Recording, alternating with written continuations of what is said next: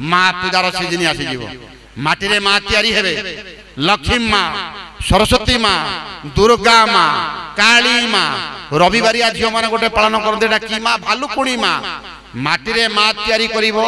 नाना भाव धूप दीप नैवेद्य दे वंदापना करिवो किंतु जीवंत माँ जोटा घर कोण रे पड़ी 10 मास 10 दिन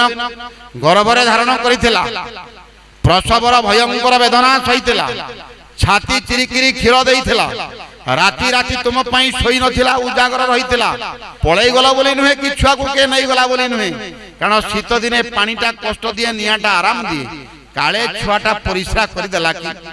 मार केते भयंकर कष्ट तुम पई देखो बारंबार अंडाली अंडाली ओदा लुगा गुरो को निज आड़ को गेंजी तुम आड़ को तार सुखिला वस्त्र गेंजी देउथिला परिणाम